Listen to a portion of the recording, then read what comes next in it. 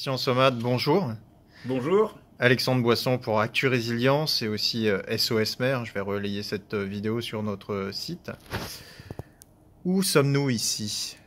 Nous sommes au Haut Comité français pour la défense civile où depuis, je dirais, 30 ans à peu près, nous travaillons à la résilience, je dirais, de la nation et à essayer surtout de faire progresser les corps intermédiaires qui peuvent être les entreprises, les collectivités territoriales, sur ces sujets de préparation, de gestion de crise, de continuité d'activité et de résilience. Vous avez créé des outils numériques pour aider les communes. Alors, nous avons créé beaucoup d'outils numériques. Nous avons créé d'abord un label qui s'appelle le Pavillon Orange, qui aujourd'hui recense plus de 60 villes qui ont passé les critères de ce label, à peu près 350 questions sur les questions de prévention, de préparation et de continuité de gestion de crise et de continuité de service. Ensuite, nous avons travaillé des outils pour aider les maires à se mettre à niveau, donc des outils d'e-learning. Et enfin, nous avons travaillé sur des outils opérationnels pour les mairies et pour les entreprises, que ce soit en termes de main courante, de tableaux de bord ou de cartographie spécifique. À SOS Mer, nous invitons les administrés à eux-mêmes aller voir leur maire pour parler résilience et de plus en plus les rappeler à ces obligations d'être résilients. Comment peuvent-ils avoir accès à vos informations? Vous avez des sites? La page du Haut Comité hfdc.org, c'est un peu barbare, mais hcfdc.org, vous y allez et vous allez trouver trois parties, et la partie de droite est plutôt destinée aux maires, où il y a un certain nombre de liens sur le site du Pavillon Orange, sur le site Résilience Territoriale, sur le site Faire Face 72 heures, etc., qui leur donnent des éléments. Donc, qui leur permettent de se préparer eux-mêmes et de préparer leur population, puisque si on prend un site comme FF72, Faire Face 72 heures, l'objectif est que le maire puisse en 2 heures de travail, avoir un site totalement, je dirais, customisé pour sa ville, avec tous les éléments pour sa ville, la cartographie de sa ville, etc., directement, et que ce site soit directement accessible à la population. Donc c'est des choses qui sont assez rapides à monter, et un maire a tous les outils chez nous pour augmenter très significativement sa résilience et avoir le Pavillon Orange, qui est le label qui lui permet de montrer à sa population et à ses équipes municipales qu'il fait quelque chose dans ce domaine. Christian, une petite démonstration? On peut aller voir le site, alors on peut aller voir 2 sites, on peut aller voir le site du Haut Comité dont je vous parlais, et puis sur cette petite partie résilience éditoriale, on peut aller voir 2-3 sites. Le site de la démarche locale de résilience qui va permettre sur la partie gouvernance du risque, connaissance du risque, vigilance, alerte, réduction des risques, en cliquant dessus, d'avoir des petites vidéos qui vont montrer aux maires comment on fait les choses, etc. Et donc, il aura des petites vidéos d'introduction, d'explication qui vont lui permettre de mieux comprendre quelles sont sa tâche et quels sont son rôle. Donc, il aura tout un ensemble. Le maire, au titre de ses pouvoirs de police, a une obligation de prévention des risques majeurs. Voilà. Donc, on ne va pas passer tout, mais il y a pas mal de petites vidéos, il y a pas mal d'iconographie qu'il peut imprimer, etc. Et globalement, il peut avoir des informations pour en savoir plus, ou même tester ses connaissances à travers quelques questions issues du label Pavillon Orange. Donc voilà, donc il y a gouvernance des risques, connaissance du risque, aménagement du territoire, réduction des vulnérabilités, vigilance alerte, gestion de crise, post-crise, culture de la résilience. Donc vous voyez, tous les aspects sont... même pour les enfants, il y a des choses. Même, absolument. Alors, on a aussi un autre site qui est, à mon avis, extrêmement intéressant. Bon, le Pavillon Orange, très simplement, c'est le site qui va permettre de candidater pour les villes sur ce label.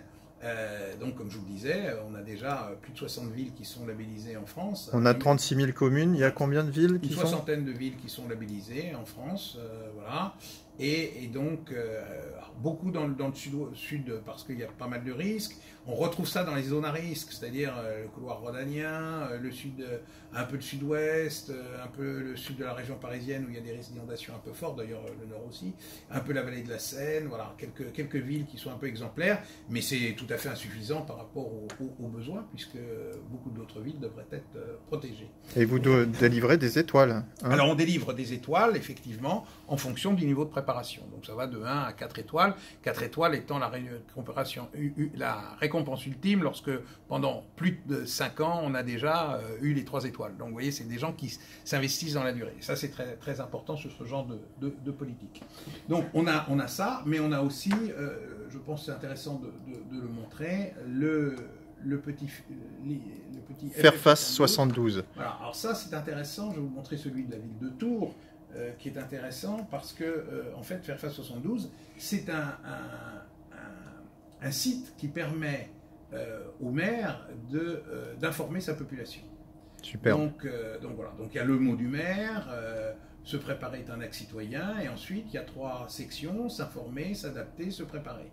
Et donc, dans s'informer, on va trouver la cartographie de la ville de Tours, avec, en cas d'alerte, les informations qui vont être en temps réel pour la population sur le site, avec les risques. Donc on peut mettre des risques, on peut mettre des niveaux, on peut mettre la cartographie par satellite, on peut mettre les données. Voilà, ça c'est le territoire à risque important d'inondation de la ville de Tours, donc on voit que ça couvre une grande partie de l'agglomération, et donc on peut même avoir tout ça sur une application qui s'appelle Signalert.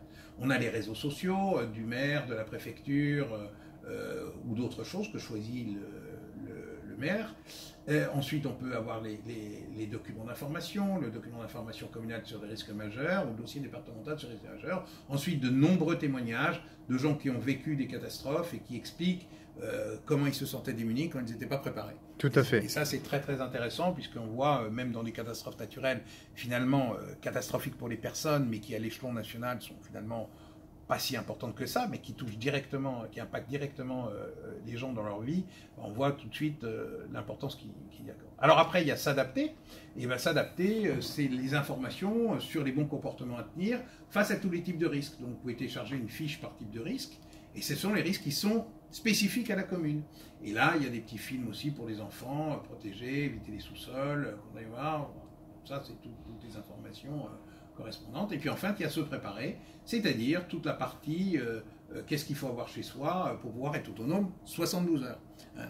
C'est quand même, il faut le rappeler, la norme des Nations Unies, donc réduction des risques de catastrophe, des RCC, et qui est vraiment internationale, c'est-à-dire qu'on estime que dans les très grandes crises, il faut que les gens soient au moins autonomes 72 heures. Donc ça veut dire qu'il faut qu'ils aient de la nourriture, de l'eau, des médicaments pour eux-mêmes, pour leur famille, sur un minimum de 72 heures. Nul n'est censé ignorer la loi, mais ça, apparemment... C'est pas une loi, c'est une recommandation, mais c'est une recommandation que vous retrouvez également dans les documents d'information du gouvernement, si on va un peu les chercher, parce que c'est vrai que c'est pas toujours très accessible.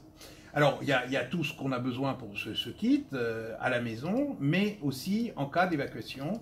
Donc voilà, on voit tout ce qui est nécessaire. Les trousses de premier secours, bon, c'est un peu le kit de survie, mais aussi en cas d'évacuation. Et vous avez la possibilité, donc le détail du kit, voilà, tout ce qui est nécessaire, mais vous avez aussi la possibilité de vous faire une petite checklist si vous êtes soumis au risque d'inondation, si vous avez chez vous une personne fragile, ou un enfant jusqu'à 13 ans, ou un animal de compagnie. Et à ce moment-là, vous pouvez avoir une checklist qui va s'afficher, que vous pouvez imprimer, et sur lequel on va vous dire en gros tout ce qu'il faut avoir pour ou l'équivalent pour y penser. Donc c'est une checklist de bons de principes. Christian, il nous reste 1 minute.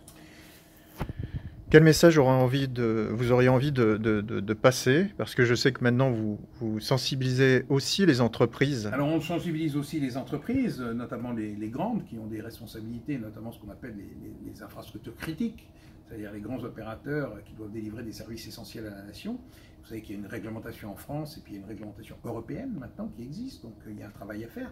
Bon, c'est pas évident, c'est pas si simple, donc il y a une acculturation à faire, mais cette acculturation doit aussi se faire pour les mairies. Alors il y a les plans communaux de sauvegarde, mais les plans communaux de sauvegarde, on sait très bien qu'ils sont plus ou moins bien faits, c'est un peu check the box comme on dit, c'est-à-dire qu'on fait l'exercice mais on n'y croit pas trop. Donc c'est un vrai travail à faire et c'est l'objectif du pavillon orange, de labelliser ces plans communaux de sauvegarde. Au-delà de ça, Il faut s'occuper réellement de la résilience, c'est pas après la catastrophe ou lorsqu'on est dans le besoin qu'on s'en occupe. Tout ce qui n'est pas préparé en amont ne sera pas efficace le jour J. Donc il faut être prêt, c'est la responsabilité des maires, c'est la responsabilité des élus, c'est la responsabilité des agents communaux pour le faire, et nous comptons sur eux et on peut les aider pour cela. Et on va vous aider à essayer de financer tout ça.